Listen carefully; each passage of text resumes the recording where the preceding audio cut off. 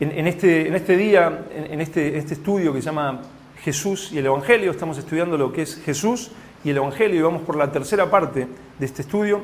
Vamos a hablar lo que se llama depravación total, ¿sí?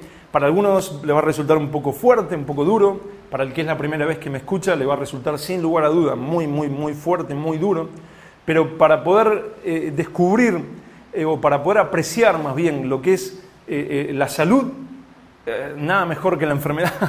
Cuando uno tiene salud todo el tiempo le parece normal, pero cuando uno tiene enfermedad por un tiempo, tiene un dolor de muelas, cuando tiene el dolor de muelas dice, ay, pensar que tanto tiempo me la pasé sin dolor de muelas y ahora a mí me ha pasado andar por la calle con dolor de muelas y decir no aguanto más y pensar que toda esta gente está disfrutando el no tener dolor de muelas.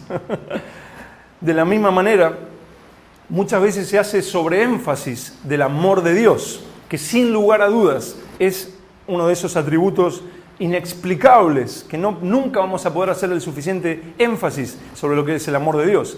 Pero Dios no solamente es amor, no solamente es paciencia, no solamente es misericordia, sino Dios también es severidad, como dice la palabra, es justicia, es santidad. Entonces, si quieren verdaderamente apreciar el amor, la gracia, la misericordia de Dios, sin lugar a duda, necesitamos también saber lo que es la severidad de Dios, la justicia de Dios. Dios es santo, santo al grado que tampoco podríamos explicarlo suficientemente. Pero vamos a intentar ver un poco lo que la Biblia habla sobre su santidad, sobre la santidad de Dios. Y para esto vamos a ver lo que les decía, lo que algunos llaman la depravación total en el ser humano. Mucho peor que el cambio climático, mucho peor que el cambio climático por el que los hombres se preocupan tanto hoy en día, mucho peor que el SIDA, que el cáncer, el virus A, de que tanto se habla hoy en día y la gente tan asustada está, mucho peor que la crisis económica de la que muchos hablan y ha habido mucha gente que se ha suicidado por esta crisis económica, y que cualquier otra cosa que le pueda estar sucediendo a este mundo. De lo que vamos a hablar es mucho más crítico, mucho más catastrófico que todo eso que acabo de nombrar, que el cáncer, que el SIDA, que el virus A, que la crisis económica. Es mucho más catastrófico.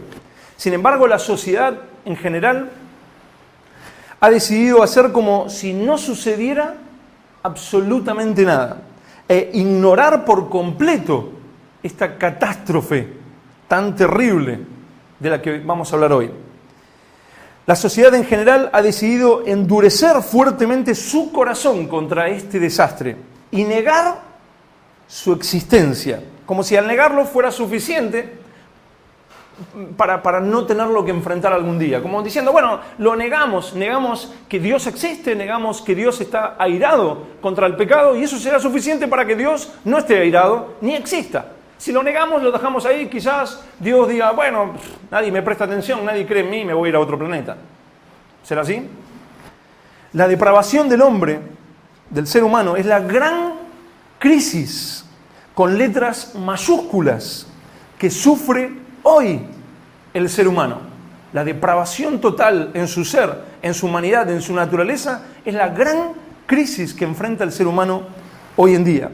Todos sus males, absolutamente todos, tienen su raíz en esta catástrofe. Todos los males que hoy en día vemos tienen su raíz en esta gran catástrofe, en esta depravación total del ser humano. La depravación total del ser humano es la razón por la que el mundo está como está, así como lo vemos. El hombre sin Dios sufre lo que sufre y está como está a punto de ser llevado a un lugar de condenación eterna que no puede ser comparado con ningún sufrimiento. No solamente está sufriendo aquí, no solamente vemos las catástrofes que vemos, no solamente vemos al mundo como está, sino que está siempre pronto a ser enviado a la condenación eterna. Eterno significa por la eternidad. Gracias a la depravación total, el ser humano vive con la posibilidad constante, es una posibilidad constante de ir al infierno por la eternidad. Y no puede hacer nada en sus fuerzas para evitarlo. La depravación total es lo que hace que siempre el ser humano camine y respire con la posibilidad de irse al infierno por la eternidad.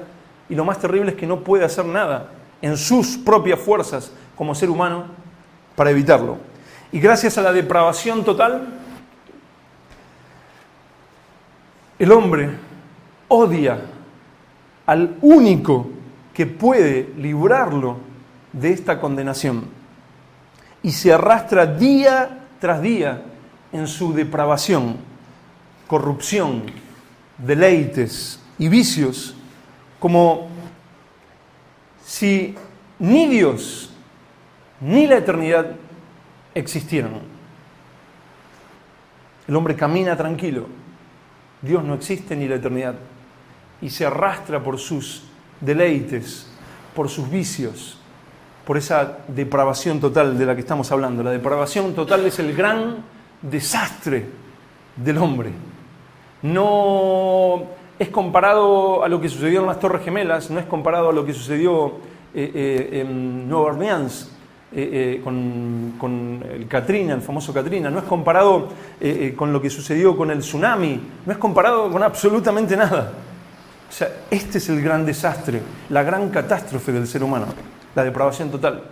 Ahora, ¿cómo comenzó esta depravación total? Esta naturaleza del hombre corrompida. ¿Dios los creó así? ¿Dios creó al ser humano corrompido y ahora los juzga y ahora los quiere condenar por cómo los creó? ¿Dios creó al hombre pervertido como está, rechazando a Dios, odiando a Dios, viviendo como si Dios no existiera? ¿Dios los creó así? ¿Cómo es que esto comenzó? Esto comenzó con la famosa historia, aunque a alguno le pueda parecer infantil, pero es absolutamente bíblica, y creemos que la Biblia es no solo la palabra de Dios, sino la verdadera historia de la humanidad. Aunque por supuesto no nos va a hablar de la guerra civil en España o de situaciones, no está toda la historia, pero sí que lo que allí está reflejado en la Biblia es verdadera historia. Esto sucedió o comenzó con Adán y Eva. Hay un teólogo que a mí me gusta mucho, que se llama Charles Hodge, en su libro Teología Sistemática 1, nos cuenta cómo fue creado el hombre, cómo era el hombre antes de la famosa desobediencia, que les aclaro que no fue que Eva vio una manzana en un árbol y era tan linda la manzana que decidió comerla, ni tampoco fue el sexo. O sea, era un árbol que Dios había puesto, del cual Dios le había dicho que no coma, y ellos prefirieron desobedecer y comer. Pero ¿cómo era el hombre antes de esta desobediencia del hombre con Dios? Dice Charles Hodge, el hombre fue creado originalmente en un estado de madurez y perfección.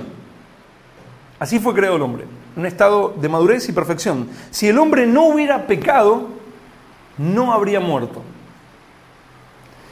El cuerpo de Adán estaba exento de las semillas de enfermedad y muerte. Así que si tienes alguna enfermedad, agradécelo a nuestro querido Adán. Nada había en su constitución que fuera inconsistente con la más elevada felicidad y bienestar del hombre. O sea, era feliz y tenía bienestar el hombre. Y en las condiciones bajo las que tenía que vivir, el hombre fue creado a imagen y semejanza de Dios. El hombre fue creado a imagen y semejanza de Dios. Esto es, o sea, ¿qué significa la imagen y semejanza de Dios? ¿Qué quiere decir? ¿Que Dios tiene dos brazos? ¿Que Dios tiene dos ojos? ¿Que Dios cuando huele pimienta estornuda? ¿A qué se refiere con que el hombre fue creado a su imagen y semejanza? Esto es, su naturaleza intelectual y moral. Dios es espíritu, el alma humana es un espíritu. A eso se refiere con imagen y semejanza. Dios es espíritu, el hombre fue creado con un espíritu. Por ello, al hacer al hombre conforme a su imagen, Dios le dotó de aquellos atributos que pertenecen a su propia naturaleza como espíritu. Así el hombre queda distinguido de todos los otros moradores de este mundo y es levantado incomparablemente por encima de ellos. Pertenece al mismo orden, dice Charles Hodge, pertenece al mismo orden de ser que el mismo Dios. Y es por ello capaz de tener comunión con su Hacedor. Adán y Eva eran capaces de tener comunión con Dios mismo porque eran espíritu. El animal, un perro, un gato, no tienen ese espíritu y no pueden tener comunión con Dios. Pero sin embargo nosotros, o el ser humano, fuimos creados a imagen y semejanza de Dios, con ese espíritu para tener comunión con Dios, y eso nos distinguía del resto de los animales. Esta conformidad de naturaleza entre el hombre y Dios no solo es la prerrogativa distintiva de la humanidad, no solo es lo que nos distingue de la humanidad, por lo que respecta a las criaturas terrenales, sino que es también la condición necesaria de nuestra capacidad de conocer a Dios, y por ello el fundamento de nuestra naturaleza religiosa. Si no fuéramos semejantes a Dios, no podríamos conocerle. Seríamos como las bestias que perecen. Seríamos como las bestias que perecen. No podríamos, si Dios no hubiera creado a Adán y Eva a imagen y semejanza suya, no podríamos tener comunión con Dios. Simplemente quedaríamos como el resto de los animales, su parte espiritual muerta, que no puede tener comunión con Dios, no puede acercarse a Dios, no puede entender cosas de Dios, no puede percibir a Dios, no puede hablar con Dios. Quedaríamos muertos. Pero sin embargo Dios nos creó, o creó a Adán y Eva a imagen y semejanza de Dios. Juan Calvino, en su libro Institución de la Religión Cristiana, dijo lo siguiente: Dios adornó el alma del hombre con el entendimiento, o sea, adornó el alma del hombre con entendimiento, para que distinguiese entre lo bueno y lo malo, lo justo y lo injusto, e iluminado con la luz de la razón, viese lo que debía seguir o evitar. Cuando el hombre gozaba de esta integridad, tenía libre albedrío. Él podía escoger entre lo bueno y lo malo, entre lo justo y lo injusto, porque Dios había iluminado su entendimiento. El libro Teología Concisa de J.I. Packer dice lo siguiente: Dios hizo, se los estoy leyendo de libros de teología para que no piensen que me lo inventé yo y que es mi forma de ver, sino son libros de teología los cuales yo en particular respeto mucho, de teólogos que han estudiado profundamente la palabra de Dios, y sus enseñanzas en su mayoría creo que concuerdan perfectamente con la Biblia. Entonces el libro Teología Concisa dice lo siguiente: Dios hizo el primer hombre el representante de toda su posteridad. Fue el representante de toda su posteridad. Este representante involucraría a aquellos que representaba en los frutos de su acto personal, fuera bueno o malo. De la misma manera que un líder de una nación involucra a su pueblo en las consecuencias de su acto cuando declara la guerra, por ejemplo. Un líder, un presidente, declara la guerra, supongamos que el presidente Zapatero le declara la guerra a Argentina. Esperemos que no. Todo español está obligado a ir a la guerra. O sea, la decisión de un hombre involucra al resto. En este caso, como representante, Adán involucró a toda la humanidad, a toda su posteridad. Lo que él hiciera, si era bueno o malo, sea justo o injusto, sea obediente o desobediente delante de Dios, involucraba a todos nosotros y a todo ser humano. Génesis 3, que no lo vamos a leer porque es una historia extremadamente conocida, es donde pueden encontrar esa historia donde Adán y Eva desobedecen a Dios y son, en su desobediencia, el famoso pecado original, son echados de la comunión con Dios y su naturaleza cambia, se pervierte, se corrompe, y a partir de ahí la humanidad pasa a ser lo que hoy en día vemos. Juan Calvino también en su libro Institución de la Religión Cristiana dice: Adán, al caer de su dignidad, con su apostasía, se apartó de Dios. Al desobedecer a Dios, se apartó de Dios y cae de esa dignidad de la que hablamos. Cae de esa semejanza a Dios en su moral. Era alguien justo, era alguien bueno, el cual no tenía pecado, no vivía en el pecado que hoy en día vemos. Pero él, al desobedecer a Dios, cae de esa dignidad. Por lo cual, la imagen de Dios en él se corrompió de tal manera que no quedó de ella más que una horrible deformidad.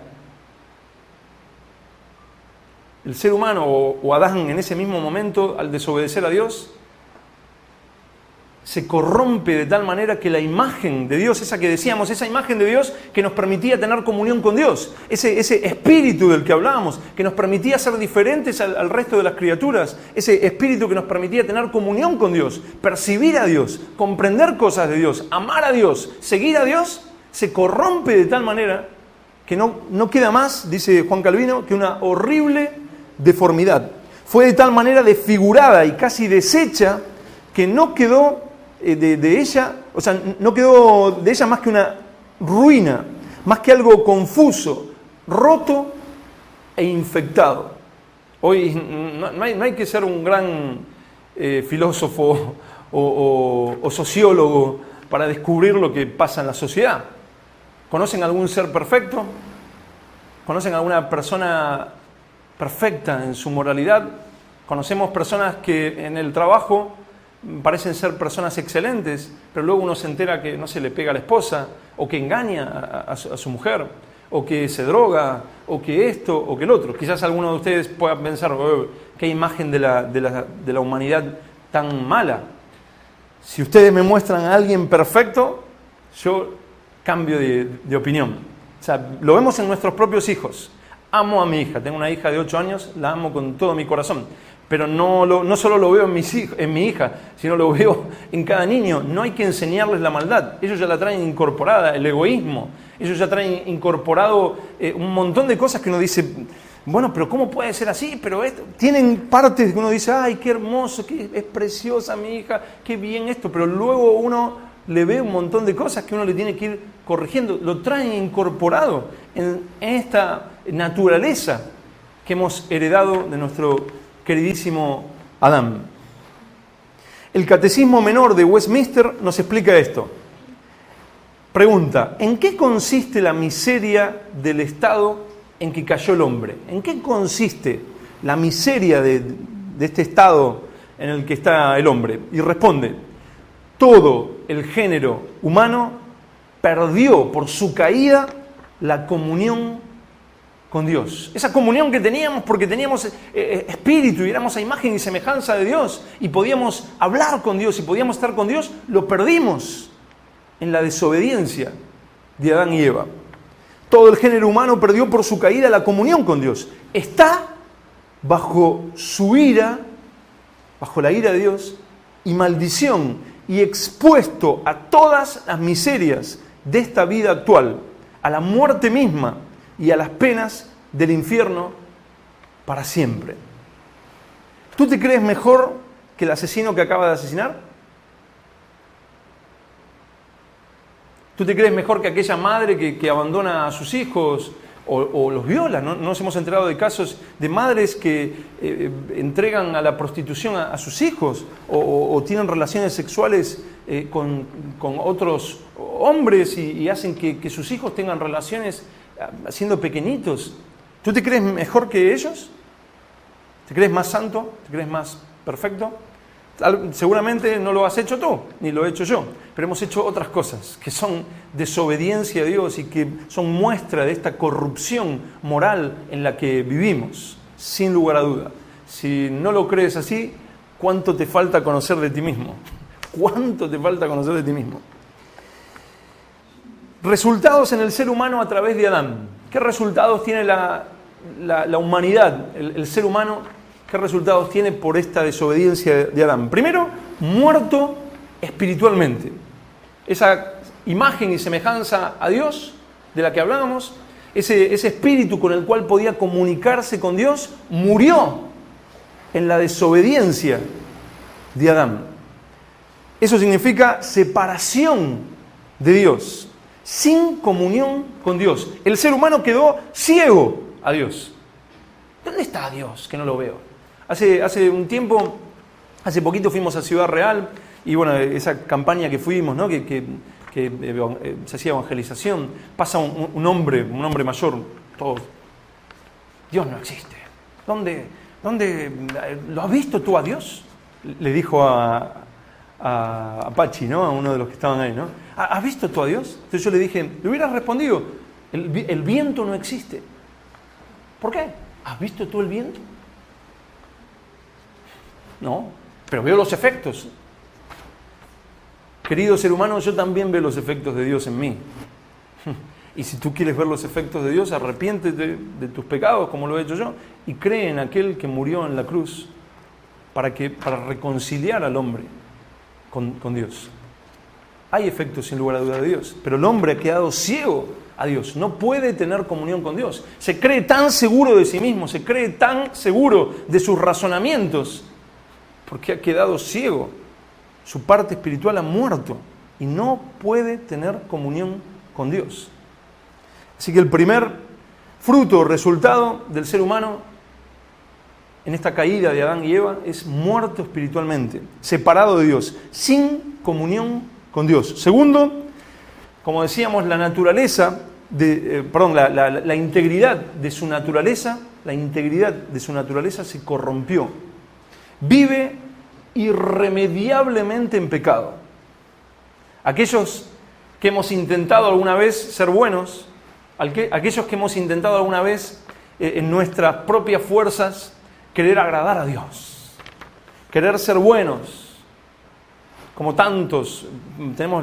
Hace poquito veíamos la historia de Lutero, Martín Lutero, cuando él estaba estudiando abogacía, iba por el camino y le cae un rayo, y él decide entregar su vida a Dios, él decide seguir al Señor y se mete en un monasterio, y él, sincero con él mismo, cosa que no abunda hoy en día, sincero con él mismo, empieza a ver que todo lo que hacía, que todas las flagelaciones que se podía dar, porque se golpeaba en el cuerpo, se destrozaba la espalda, hacía ayunos, cuenta él mismo que se tiraba en la nieve a dormir desnudo, para castigar su propio cuerpo, pensando que eso iba a agradar a Dios. Dice que lo sacaban casi muerto de la nieve. Y ayunaba, oraba, confesaba. Llegaron al punto de decirle, Lutero, ya está. Cuando vengas con un pecado real, vuelve a confesarte, pero ya está. Y él se sentía culpable porque él se daba cuenta que su propia naturaleza, en sus propias fuerzas, no podía agradar a Dios. Porque hasta nuestros pensamientos más íntimos son contrarios a los de Dios. Tú puedes intentar decir, bueno, no voy a mirar nada, no voy a hacer nada, voy a mantenerme así, pero tu propia naturaleza humana te dice, a través de la caída de Adán y Eva, tienes una naturaleza corrompida. Esa integridad con la que Dios te creó ha sido desfigurada. Y por tercero, como resultado, al hombre, al ser humano, sin Dios, le espera la ira de Dios. Le espera la condenación por su pecado. Aunque alguno de ustedes pueda decir, eso es una tontería, eso es mentira, aunque lo niegues, Dios lo va a hacer. No es que si lo negamos, Dios no lo hace, y si lo aceptamos, Dios lo hace. Estamos hablando de aquel que, como alguna vez dijimos, aunque todos nosotros nos uniéramos en rebeldía y lográramos que toda la humanidad se rebele a Dios y digamos, bueno, Satanás es contrario a Dios y hay demonios contrarios a Dios, vamos a aliarnos a ellos y nos hacemos una gran alianza humana y demoníaca junto con Satanás y lucháramos contra Dios, Dios seguiría siendo Dios. Dios seguiría siendo soberano y nadie podría luchar contra Él. La Biblia dice, ¿quién le dirá qué haces? ¿Quién le dirá por qué has hecho esto? Alguno de nosotros o todos nosotros podremos decirle, no, Dios, ¿por qué haces esto? ¿Alguno de nosotros se podrá creer más justo que Dios? ¿Alguno de nosotros podrá recriminar algo a Dios? Yo tengo, como dije, una hija de 8 años. Mi hija a veces me dice, ¿por qué, papá? No, yo quiero esto. Yo le digo, no. ¿Quién tendrá razón, mi hija o yo? Mi hija no sabe lo que yo le estoy diciendo. No lo entiende, tiene 8 años. Pero yo como padre, tengo 30 años más que ella. Sé perfectamente que lo que me está pidiendo es algo malo para ella. Y yo soy un ser humano y me equivoco. Pero cuánto más aquel Dios con la sabiduría suprema sabrá que cuando dice no, es no. Y cuando dice sí, es sí. No hay vuelta de hoja. Si la Biblia dice que la ira de Dios caerá con todo aquel que ha rechazado a Dios, con todo aquel que no se ha arrepentido de su condición humana y no le ha pedido perdón a Dios y no ha creído en aquel pago que realizó Dios mismo por nuestros pecados. Si Dios dice que caerá su ira y que están bajo condenación eterna y caerá su ira. Es un gran aviso misericordioso de Dios. Dios podría haberlo destruido todo. La ira de Dios podría haber caído sin aviso. Alguien le dirá, pero es que no nos avisaste. Dios podría haberlo destruido todo. Sin embargo, nos advierte, y no solo eso, ha enviado a su propio Hijo a morir por nosotros, en pago por nosotros, para todo aquel que cree. Pero no es creer, decir, sí, yo creo que Dios existe. Es mucho, mucho más profundo que eso. La gran catástrofe del ser humano. Esta es la gran catástrofe del ser humano. Esta es la gran crisis del ser humano. Esta debería ser tu gran preocupación de hoy en día. Mi gran preocupación de hoy en día. No solo por nosotros, sino por los que no lo saben, por los que no les ha llegado esta advertencia. Pero esta tendría que ser la gran preocupación. Tendría que salir en las noticias diciendo, gran catástrofe, Dios es santo. Cuidado con Dios.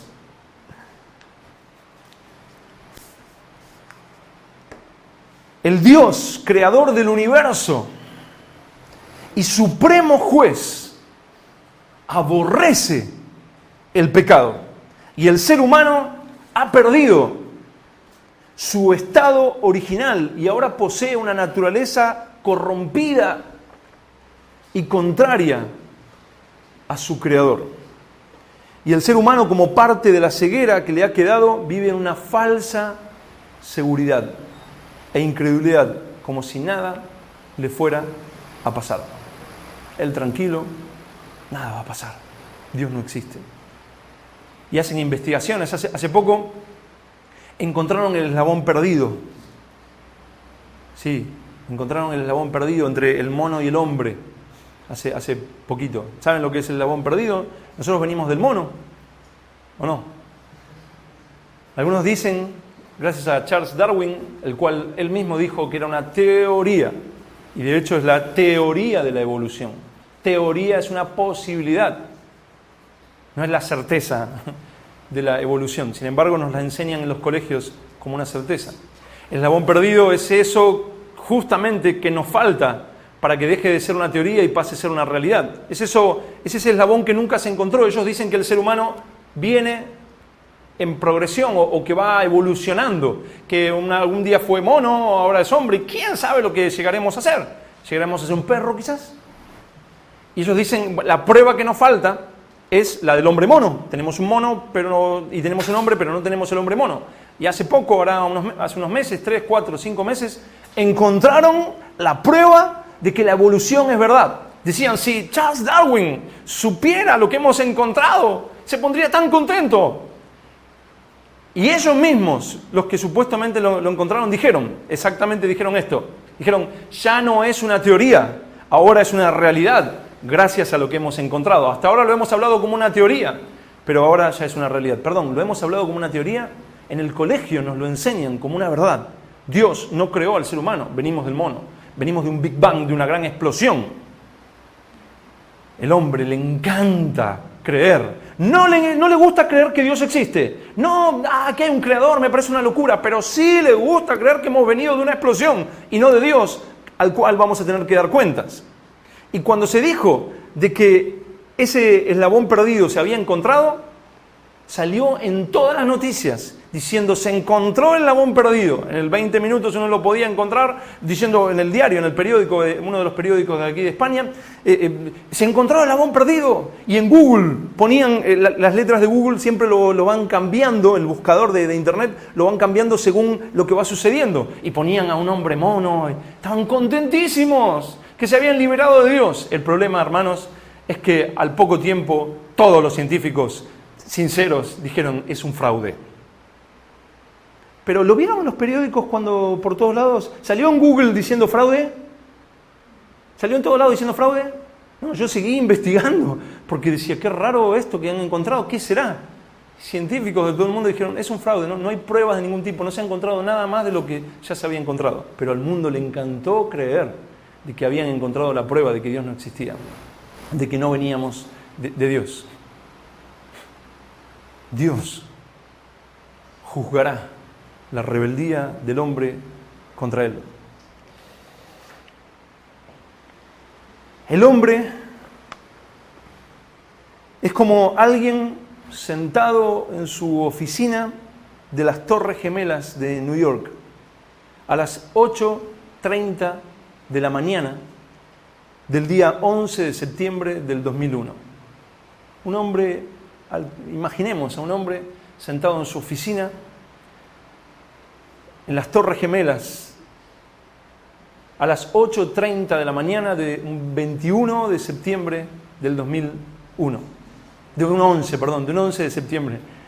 Iba a ser un poco difícil el 21 porque ya no existían. De un 11 de septiembre del 2001. Imaginemos a las 8:30 sentado este hombre relajado a la mañana de un 11 de septiembre del 2001 a las 8:30 de la mañana.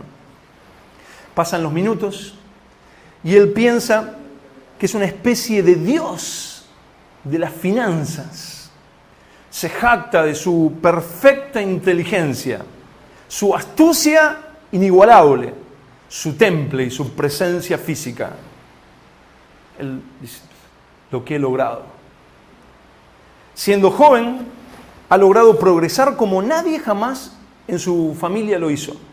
Él sonríe orgullosamente, viéndose en la cúspide de la humanidad, tranquilo, sentado en su sillón. Proviene de una clase social media, pero ahora, gracias a su valentía, esfuerzo y determinación, hoy es un Dios. Soy el Dios de las finanzas, soy inteligente, he sido valiente. Mira el reloj.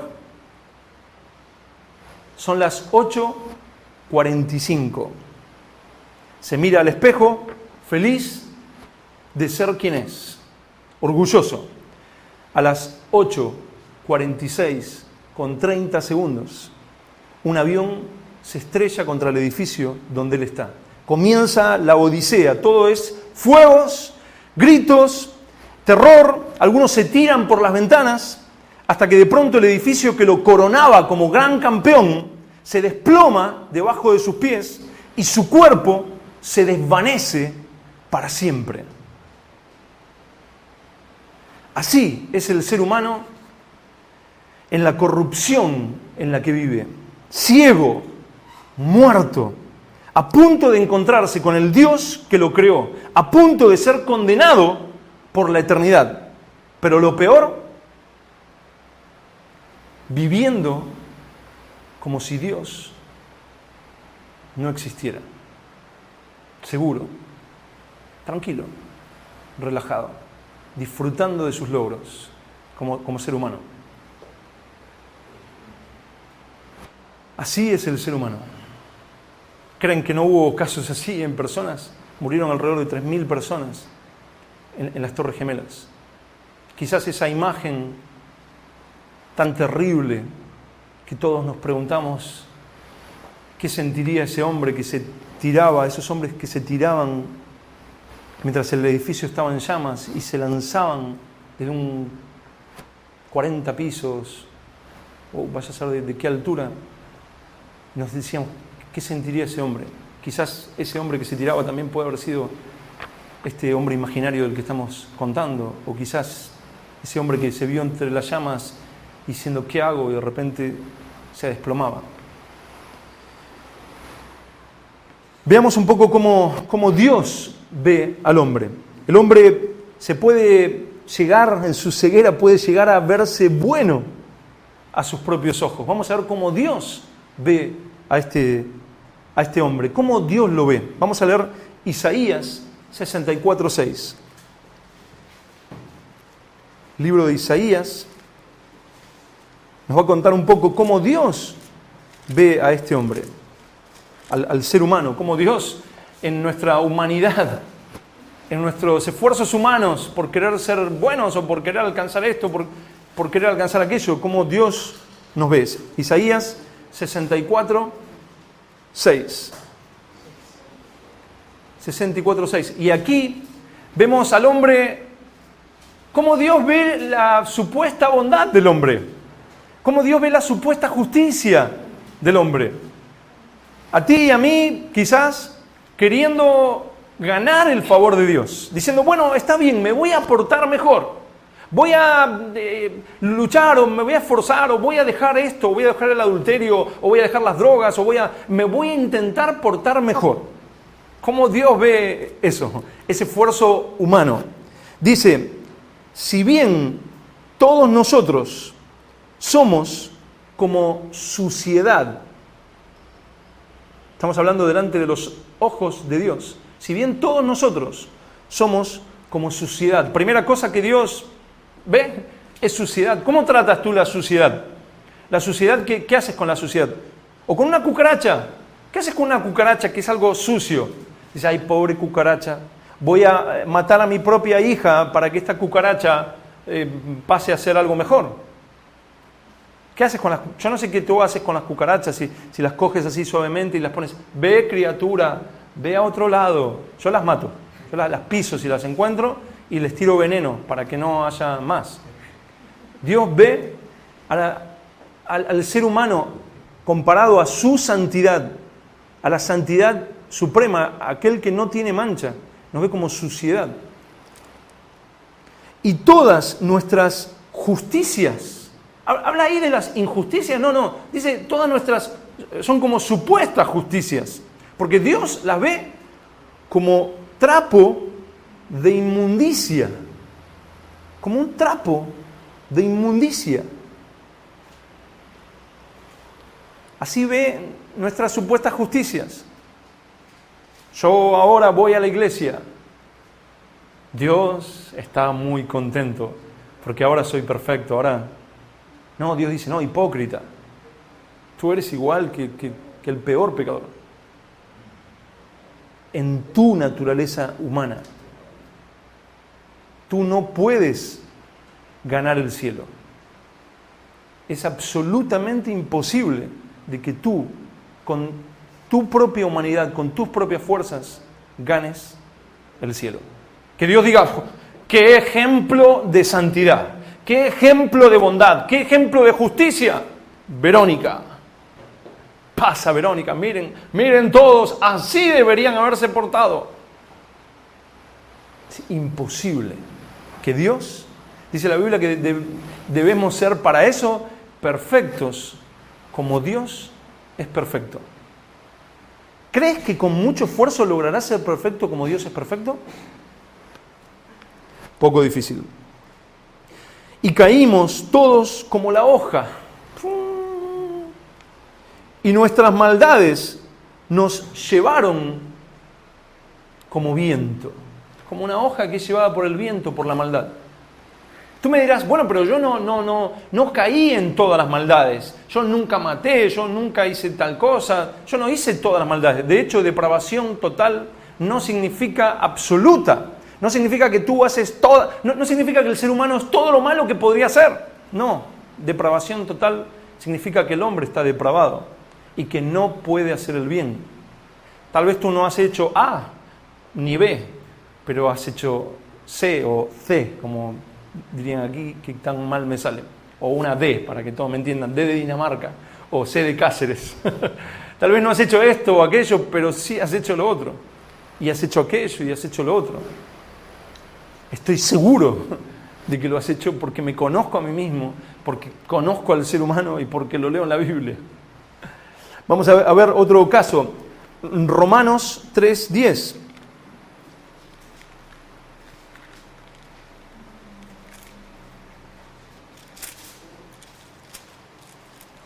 Romanos 3:10.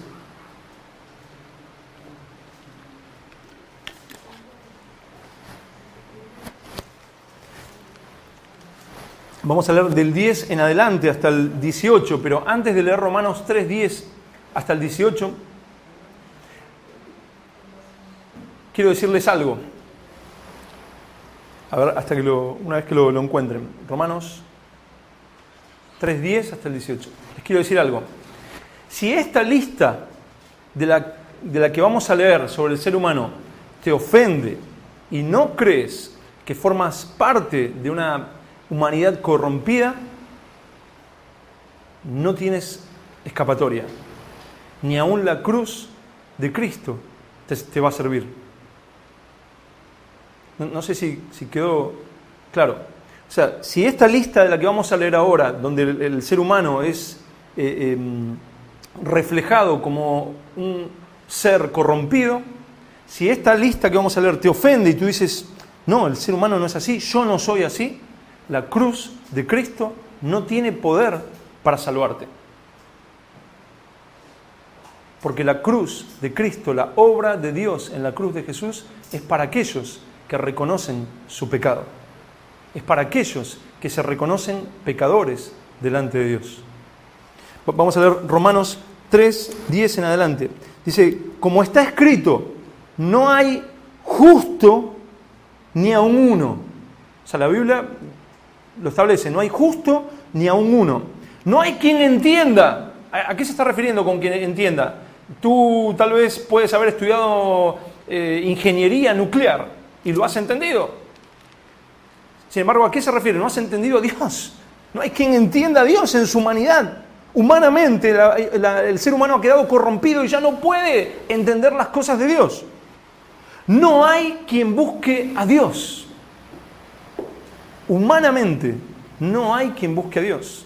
Jesús dijo, no me elegisteis vosotros a mí, sino que yo os elegí a vosotros. Si tú tienes un anhelo de Dios, es que Dios lo ha puesto ahí en ese lugar. El ser humano prefiere cualquier ídolo, prefiere creer que el hombre ha venido del mono, o prefiere creer que en la reencarnación, en cualquier cosa, menos en que es pecador y que debe volverse a Dios. Y en el 12 dice, todos, no algunos, todos se desviaron, a una se hicieron inútiles. Tú dirás, no, pero inútil no. Mira el hombre que descubrió no sé qué, y mira el hombre que es capaz en aquello y que es capaz en lo otro. Estamos hablando de inútiles para su salvación, inútiles para todo lo que tiene que ver con Dios. El hombre ha quedado incapacitado, inútil para encontrar y amar a Dios. No hay quien haga lo bueno, no hay ni siquiera uno. Aún cuando tenemos hijos, ¿acaso los tenemos porque decimos voy a tener un hijo porque quiero hacerlo feliz y quiero darle de todo a él? No, decimos, ay, me encantaría tener un hijo porque verlo. Es para nosotros. Que luego no hay amor, digamos, como el de una madre, ¿no? La madre pero luego uno se da cuenta cuando, si eres sincero, ves que hay tanto egoísmo que lo hacemos por nosotros mismos. No nos casamos para decir, porque quiero hacer feliz a mi esposa o a mi esposo. Nos casamos para que me haga feliz. Y todo lo que hacemos como seres humanos es para que nos dé felicidad. Estudiamos una carrera o lo que fuera que hagamos. Para nosotros, y para nosotros, y para nosotros. Sepulcro abierto es su garganta. O sea, imaginen el olor que tiene un sepulcro abierto. Con su lengua engañan, veneno de áspides hay debajo de sus labios. Su boca está llena de maldición y de amargura. Sus pies se apresuran para derramar sangre. Miremos lo que sucede. Millones y millones de personas han sido asesinadas, tanto en nombre del dinero en nombre del petróleo, en nombre de la paz, en nombre de la libertad, en nombre de la religión, en nombre de esto o de aquello. Tenemos millones de personas asesinadas en nombre de 10 euros. Le pegan un tiro en la cabeza a alguien. Sus pies se apresuran para derramar sangre. Quebranto y desventura hay en sus caminos y no conocieron camino de paz. No hay temor de Dios delante de ellos. ¿Qué es temor de Dios? No solamente es un temor de saber que Dios existe, que va a juzgar al mundo, sino es un temor reverente, de querer adorarlo, de decir, Él es el gran ser, el gran Dios. Y por último, como para esta descripción tan bonita del ser humano, tan romántica, hoy en día que tanto se predica de lo magnífico que es el hombre, de lo hermoso que es el hombre, ese humanismo que está reinando en la sociedad y lamentablemente también mucho en muchas iglesias, donde te hablan, descubre el campeón que hay en ti. Tú tienes un potencial incalculable, tú eres el gran ser, tú eres magnífico, tú eres esto y lo otro. ¿Por qué? Porque al ser humano no le gusta escuchar este tipo de cosas. Entonces, si quiere una iglesia de millones de miembros, va a ser un poco difícil si les hablo la verdad. Va a ser un poco difícil si les hablo del pecado. Lo que recién hace un momento les acabo de decir, de que si tú no te reconoces en esta lista, la obra de la cruz no tiene poder sobre ti, es muy duro. Y yo sé que es muy duro. Pero yo prefiero decirles la verdad y que no vuelvan nunca más, si eso prefieren, a decirles una mentira y yo desagradar a mi Dios. Yo debo ser fiel a Dios, conforme a su palabra. Pero sin embargo, hoy en día que se habla tanto de tú eres el campeón, tú lo vas a lograr, Dios te necesita, Dios te necesita, Dios está llorando por ti. ¿Sí? ¿De verdad? ¡Ay, qué lindo! Dios te necesita. ¡Qué romántico! Pobre Dios, ¿no? O sea, pobre Dios que necesita que lo ayudemos. Es un gran chiste. Vamos a leer Tito 3:3.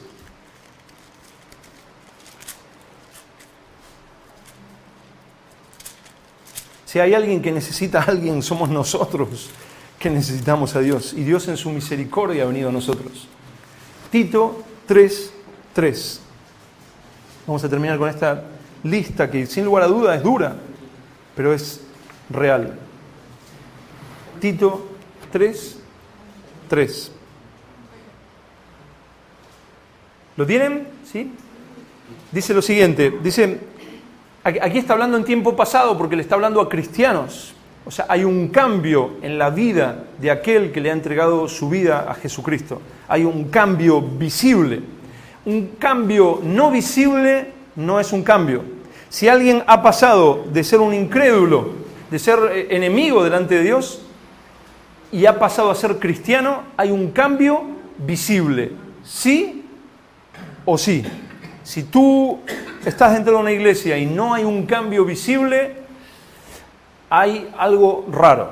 Dios entra dentro de la persona cuando esa persona se arrepiente de sus pecados y cree en la obra de la cruz. Dios mismo entra dentro de la persona y produce lo que la Biblia llama una nueva creación. Y eso produce cambios visibles, reales. No estoy diciendo que el ser humano pase a ser perfecto. Te equivocas, pero ya no practicas el pecado. No vives como vivías antes. Hay un cambio visible, real, sin lugar a duda. No producido por la religión, no producido por el pastor, no amenazado por el pastor. Tú debes dejar esto porque eres cristiano. Dicen, muchas veces te han dicho, si tú no vas a bailar, te han dicho, es que tu religión no te dejan ir a bailar, ¿no? ¿Qué religión? A mí jamás nadie me dijo que tenía que dejar esto o aquello. Algo dentro mío que no tiene una explicación muy natural. Dios vino a mí y me empezó a poner otros valores, otros deseos, otros anhelos. Ahora quería agradar a Dios, ahora quería amar a Dios. Antes solo quería deleitarme y revolcarme en mi pecado, pero ahora quiero amar a Dios. Ahora me deleito mucho más en Dios que en lo que me deleitaba en aquello que dejé. Ese es un cristiano, no es el santo patrono al cual adoraremos cuando muera. Es un cristiano. Y aquí por eso habla en tiempo pasado. Me dice, éramos antes como los demás. O sea, no está hablando de que el ser humano como ser humano pasó a ser mejor persona. El ser humano como ser humano sigue siendo lo mismo. Lo que pasa es que ahora se le añade una nueva naturaleza dentro de él, que es la que estuvimos estudiando en los estudios de entre semana. Por eso aquí habla de éramos, pero nos refleja lo que es el ser humano sin Dios. Dice, porque nosotros también éramos en otro tiempo insensatos. Alguien que no es sensato. Rebeldes. La sociedad es rebelde. Nosotros a nuestros hijos no les debemos enseñar rebeldía. La traen innata. Extraviados. Estábamos perdidos, sin rumbo. Esclavos de concupiscencias y deleites diversos. Hace un tiempo les conté de alguien que me escribió diciendo, es que estoy atado a cierto pecado, muy claro, y no lo puedo dejar, o sea, intento y no lo puedo dejar, y yo le prometo a Dios, pero nunca lo puedo dejar. Y yo le aconsejé que debía arrepentirse verdaderamente y que Dios iba a hacer la obra en él, que Dios lo iba a hacer.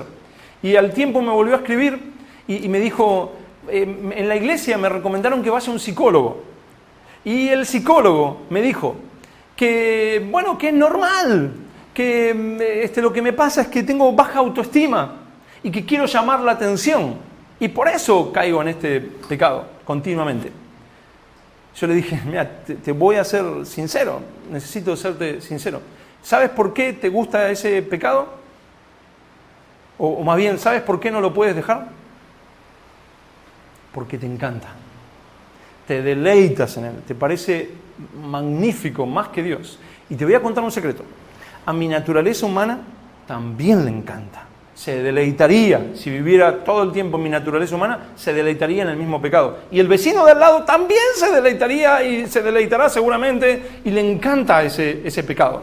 Esta persona me escribió hace poco tiempo, escuchó la predicación donde lo conté y me dijo, gracias porque me dijiste la verdad. Yo escuché cuando dijiste, podría haberle dicho cualquier cosa, pero preferí decirle la verdad. Y me dijo, solamente te quiero decir gracias porque me dijiste la verdad. Somos, humanamente hablando, sin Dios, esclavos. No lo podemos dejar, nos deleitamos. Dice, esclavos de concupiscencias, de debilidades humanas y de deleites diversos. Y sigue diciendo, viviendo en malicia y envidia, aborrecibles y aborreciéndonos unos a otros. Me peleé con el vecino me dijo no sé qué, no sé qué. Y se pelean y discuten, y que el familiar, qué bendición es la familia, ¿verdad? Bueno, la familia sin Dios. La familia sin Dios es una bendición, ¿no? La suegra que no sé qué, el suegro que no sé cuánto, la hermana con el esposo y que el hijo y que el tío y se pelean y se vuelven a amigar. Yo no digo todas las familias porque ya lo aclaré, no en todo sucede lo mismo, sino diferentes locuras. Pero se pelean y esto y lo otro les pasó esto. Y estoy hablando de la familia sin Dios. No lo busquen porque es muy cortito. Hebreos 10:31 dice horrenda. Y la nueva versión internacional de la Biblia dice terrible. Horrenda, terrible. Horrenda cosa es caer en manos del Dios vivo. Horrenda, terrible cosa es caer en manos del Dios vivo. Que Dios es amor, Dios es amor. Que Dios es paciente, misericordioso. Pero no solo es amor, paciencia y misericordia. Es justicia, es justo, es perfecto y es santo. Y horrenda, terrible cosa es caer en manos del Dios vivo. ¿A qué se refiere con caer en manos del Dios vivo? ¿Con que tú caes tipo algo romántico y caes en sus brazos? ¿Que Él me llevará en sus brazos como cordero? No, para juicio. horrenda cosa, terrible, es caer en manos del Dios vivo para juicio, porque Dios juzgará.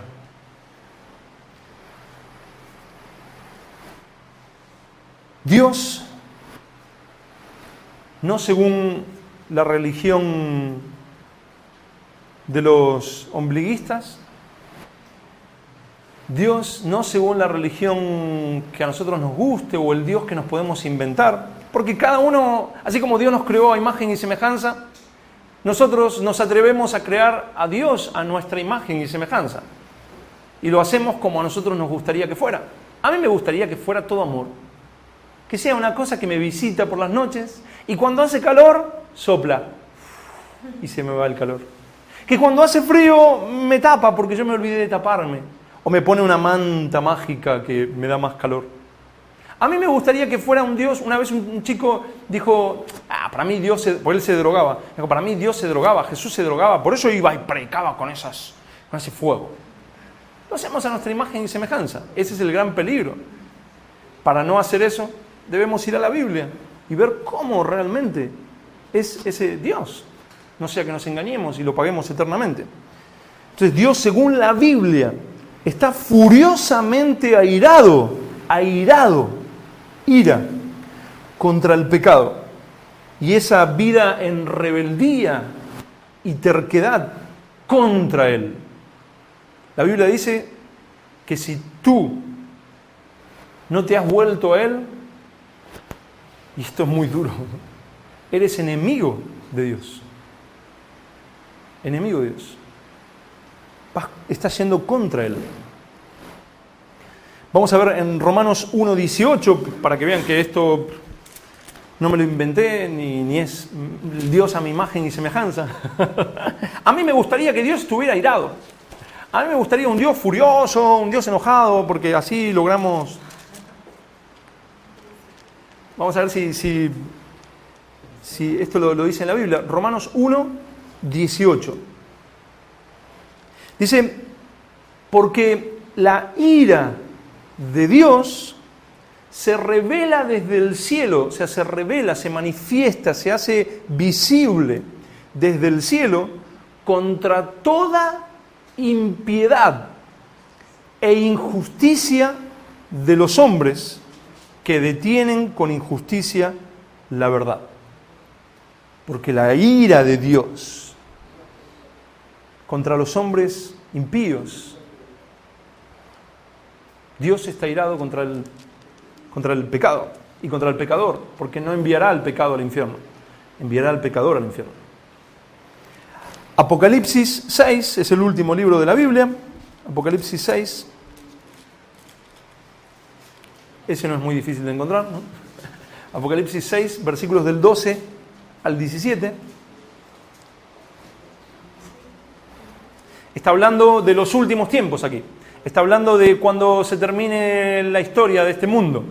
Está hablando de la consumación final de los tiempos de este mundo. Principalmente Apocalipsis habla de eso. Cuando Dios decida, hasta ahora es paciente para con todos, dice la Biblia.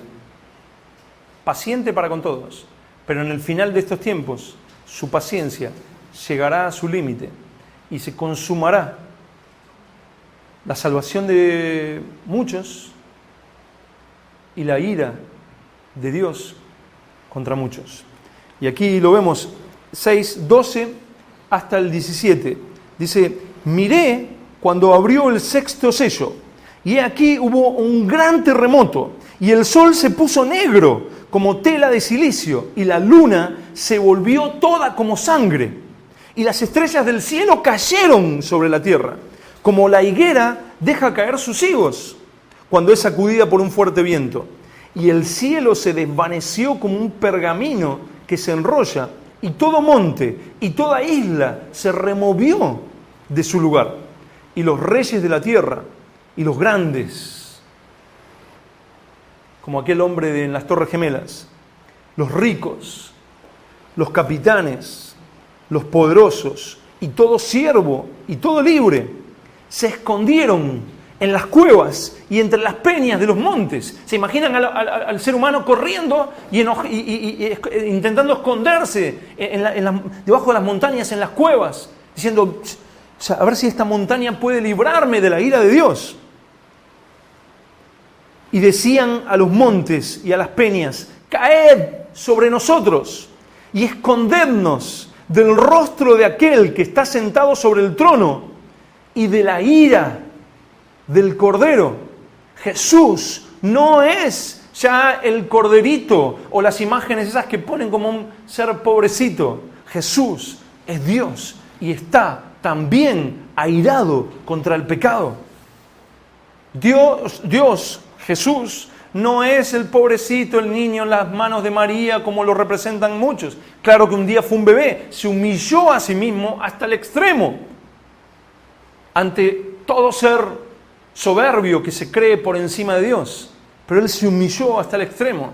Pero hoy en día es el Dios que está airado contra el pecado. Y los seres humanos decían, caigan los montes sobre mí, caigan los montes, caigan las montañas, para esconderme del rostro de aquel que está airado. ¿Se imaginan decir que caiga esta montaña sobre mí para que me esconda de Dios?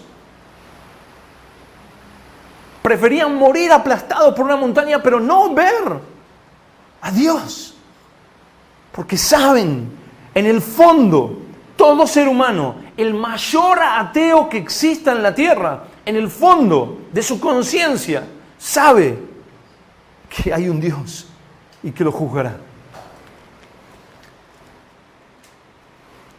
Caed sobre nosotros y escondednos del rostro de aquel que está sentado sobre el trono y de la ira del Cordero, porque el gran día de su ira ha llegado, ¿y quién podrá sostenerse en pie? ¿Quién? ¿Quién le hará guerra? ¿Quién le dirá, no, es injusto, Señor? ¿Quién le dirá, no, detente? ¿Quién podrá sostenerse en pie en aquel día de la ira de Dios? El hombre, el ser humano, está puesto en un camino resbaladizo y en declive, como cayendo y resbalando, intentando frenar su caída, en declive y resbalando. Y no se puede sostener de nada, intentando frenar su caída y decir no. Ni tiene fuerzas para lograr volver a subir. ¿Se imaginan un hombre cayendo por un declive, resbalando, y no puede coger nada, no puede tomar nada, agarrar nada para decir, no, freno mi caída y vuelvo a subir? Va hacia abajo y no hay nada que pueda hacer. El ser humano es como eso, es como alguien que va cayendo y no puede coger nada, no puede frenar de ninguna manera, no hay fuerzas en él para no caer al infierno. No hay manera, por más que lo intentes. Si lo intentas, o más bien si no lo intentas porque no te importa, caerás. Y si lo intentas con tus propias fuerzas, si lo intentas con tu propia santidad, con tus propias ganas de ganar el favor de Dios, seguirás cayendo en ese resbaladero, sin manera de frenar la caída y de volver a subir. En Deuteronomio, no lo busquen, yo se los leo, Deuteronomio 32, 35, dice, Dios dice, mía es la venganza y la retribución. A su tiempo, el ser humano, a su tiempo su pie resbalará, porque el día de su aflicción está cercano. Y lo que les está preparado se apresura. Lo que les está preparado se apresura. Jesús, ese pobre hombre que en la Pascua se pasan las películas y muchas veces como un pobrecito va cargando la cruz por el camino, ese Jesús cuando iba caminando hacia el Calvario, vio mujeres llorando por él. Y él les dijo, no lloren por mí, lloren por vuestros hijos.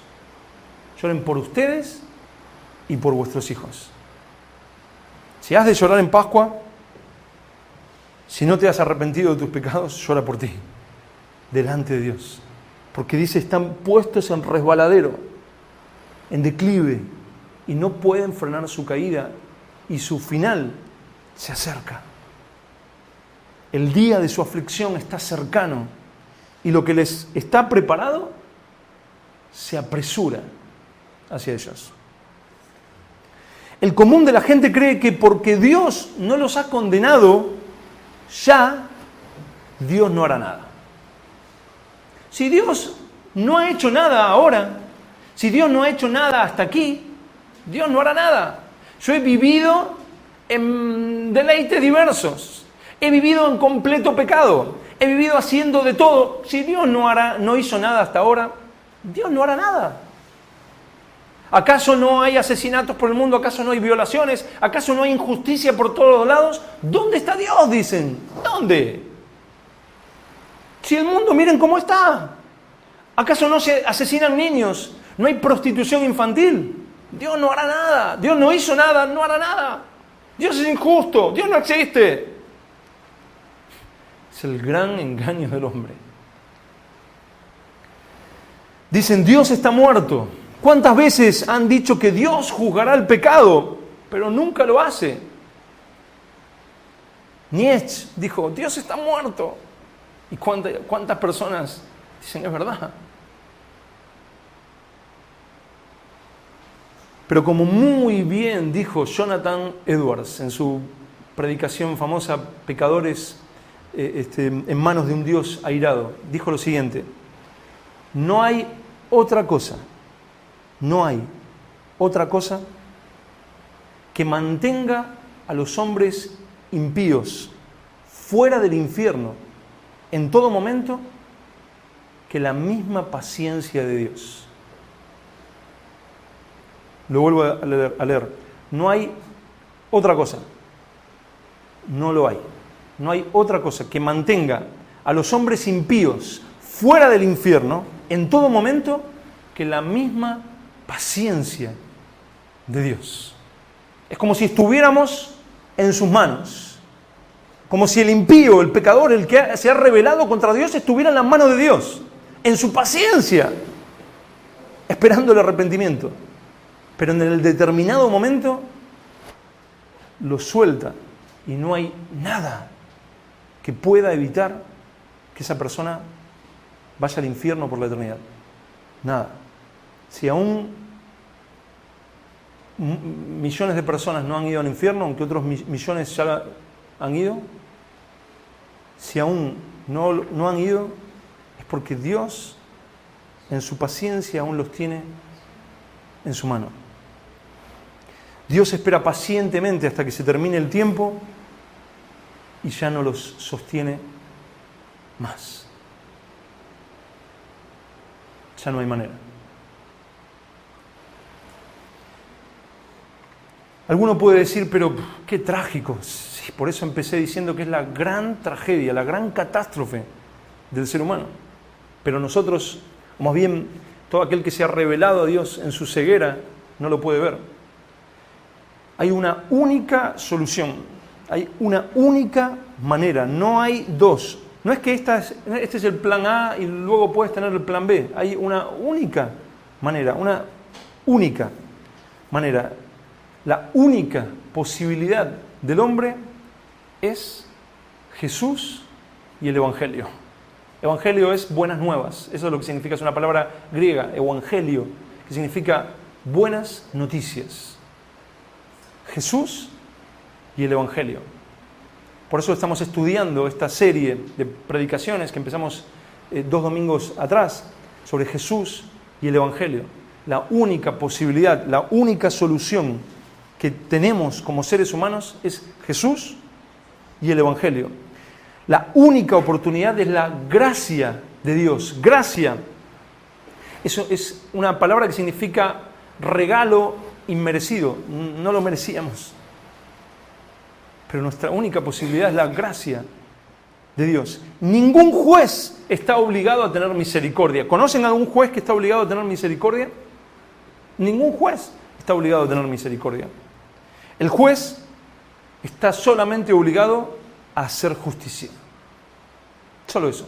Con que un juez haga justicia, ese juez es un buen juez. Estamos hablando de aquel que es el juez supremo. Los ángeles están mirando lo que Dios hace con nosotros y podría decir, Dios es un juez injusto.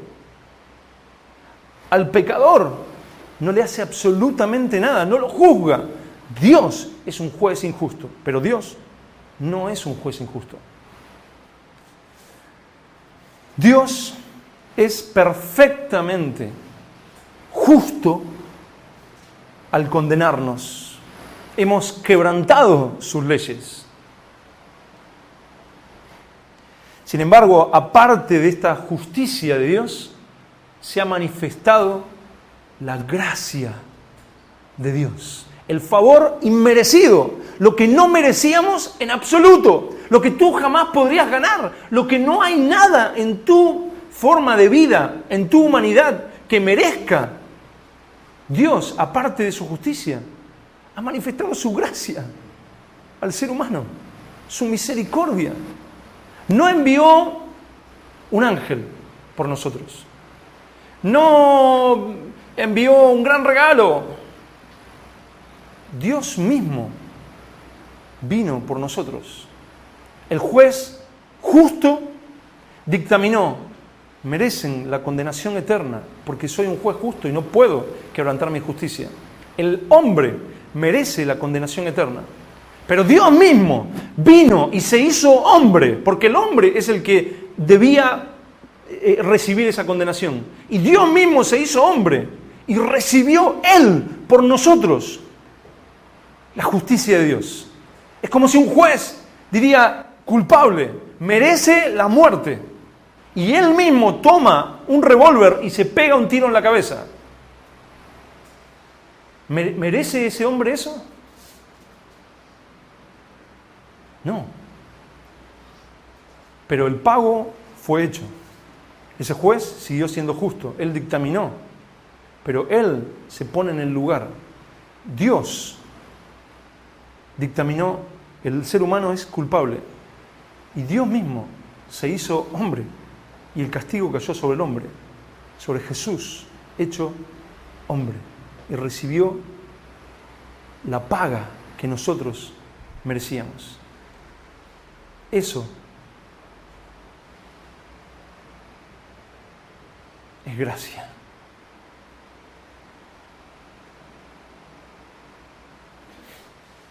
Es un favor inmerecido. Es el amor supremo. Tú no lo merecías. ¿Por un segundo se te cruza por la cabeza de que tú merecías eso? ¿De que tu valor es ese? Algunos hasta llegan a predicar: Dios no murió por nada. Tú tienes un gran valor, por eso Dios murió por ti. Eso no es gracia. Eso es por obras. Eso es que Dios ha visto algo bueno y maravilloso en ti y ha dicho: pero ¿cómo voy a perder tanto potencial? Eso es blasfemia. Blasfemia. Eso es hacer vana la cruz de Cristo. Y Pablo decía: estos son enemigos de la cruz de Cristo. La Biblia habla que es puro regalo, pura gracia. Tú no puedes escapar. Tú estás en ese, o estabas, o estás todavía, según donde estés, en ese declive, en ese resbaladero, cayendo sin ninguna posibilidad, resbalando y sin manera de frenar la caída. Y tú bailando en alguna disco, pensando que todo estaba bien. O quizás tú, como ese hombre en las Torres Gemelas, a las 8:45 mirándose al espejo y diciendo: soy el Dios de las finanzas. Pero no te das cuenta y estás, o estabas, resbalando y resbalando y resbalando y resbalando, sin manera de frenar la caída y sin que merezcas que Dios haga algo por ti. Satanás se rebeló a Dios se llevó la tercera parte de los ángeles y Dios no envió a su propio Hijo por ellos. Satanás era el ángel de luz, el portador de la luz, estaba al lado de Dios. Tú jamás estuviste así. Pero Dios envió por ti y por mí a su propio Hijo, lo que no merecías jamás. Gracia, favor inmerecido, misericordia, la cual no podemos expresar por nosotros. Solo eso te separa del infierno. Solo eso. No recibes esa gracia, no te arrepientes verdaderamente de tus pecados, de tu condición humana, y no crees en esa gracia, en ese regalo, estás en las manos del Dios paciente, el cual un día, por su justicia, abrirá y caerás por la eternidad. No porque Dios no haya hecho nada, no porque Dios no te haya buscado, no porque Dios no haya entregado a su Hijo, o no haya buscado una salida perfecta a esta gran catástrofe humana, sino porque tú has preferido rechazarlo. Y por último, leemos Tito, donde estábamos. Es un libro difícil de encontrar, pero está ahí. Tito 3. Habíamos leído Tito 3:3.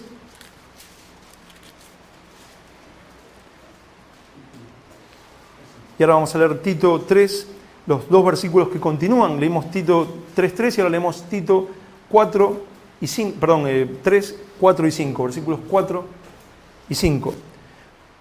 Recién leíamos en Tito 3:3 cuando hablaba de que éramos esclavos de concupiscencias, de deleites diversos, rebeldes, insensatos, aborreciéndonos unos a otros. Hablamos de cómo es la condición humana. Pero en el versículo 4 dice, pero, o sea, la condición humana es así, ustedes o vosotros estaban así, en pecado, en esa malicia, pero, dice Pablo escribiéndole a Tito, pero cuando se manifestó la bondad de Dios, nuestro Salvador, y su amor para con los hombres, nos salvó, no por obras de justicia que nosotros hubiéramos hecho, sino por su misericordia, por el lavamiento de la regeneración y por la renovación en el Espíritu Santo. Y eso es algo, el final, que para explicarlo nos llevaría un tiempo y no viene al caso, pero es esa nueva creación de la que estábamos hablando, la cual en el cristiano se ve que hay un cambio muy visible. Pero lo que sí nos atañe en esto que estamos hablando, lo que sí tiene que ver con lo que estamos hablando, es que el ser humano estaba de determinada manera corrupto, rebelde a Dios. Pero cuando se manifestó la bondad de Dios, no ha sido tu bondad, no ha sido tu elección, ha sido la bondad de Dios, nuestro Salvador, y su amor para con los hombres nos salvó. Ven cómo la justicia y la bondad trabajan juntas. La enfermedad me hace ver lo bueno que es estar sano. La justicia de Dios me hace ver un amor incomparable. Por ese amor para con los hombres nos salvó, no por obras de justicia que nosotros hubiéramos hecho, sino por su misericordia. Lo único, absolutamente lo único, la misericordia de Dios. Todos estábamos ahí en la mano esperando nuestra retribución justa, pero algunos hemos decidido deleitarnos en esta bondad de Dios, en este amor de este juez que es justo, de esta gracia inmerecida, absolutamente inmerecida. No la mereces, en absoluto. Ni la merecías antes, ni la mereces hoy. Si eres salvo de esa ira de Dios, hoy, eres salvo hoy, después de 15, 20, 30 años, lo que sea que eres cristiano, hoy eres salvo por la gracia de Dios. ¿Serás salvo de acá 10 años? Por la misericordia y gracia de Dios. Fuiste salvo hace 30, 40, 100 años. Por la gracia de Dios. No hay nada que te separe del justo juicio de Dios, sino La gracia de Dios. Jesús y el Evangelio. ¿Tendrá algún valor hablar de Jesús y el Evangelio? ¿Tendrá alguna importancia? ¿Tendrá alguna necesidad que nosotros los cristianos hablemos de Jesús y el Evangelio? ¿Tendrá alguna necesidad de que nosotros los cristianos en las iglesias prediquemos de Jesús y el Evangelio? ¿O mejor hablamos de sociología? ¿O mejor hablamos de el potencial que hay en nosotros? ¿O de desarrollo personal? ¿Qué les parece? ¿O de liderazgo? No la pasamos hablando de liderazgo, de 40 días con propósito. ¿Qué les parece? ¿O hablamos de Jesús y el Evangelio? El amor de Dios se ha manifestado, se ha hecho visible entre nosotros a través de Jesús y el Evangelio. La santidad de Dios se ha hecho visible a través de Jesús y el Evangelio. Es el mensaje central y lo vamos a seguir estudiando en los siguientes domingos. Vamos a seguir con esta serie para que comprendamos la centralidad que tiene este mensaje de Jesús y el Evangelio. No hay, y con esto termino, pero por favor préstale toda la atención posible a esta frase. No hay manera de deleitarte más en Dios que en Jesús y el Evangelio. No hay manera de glorificar más a Dios que predicando sobre Jesús y el Evangelio.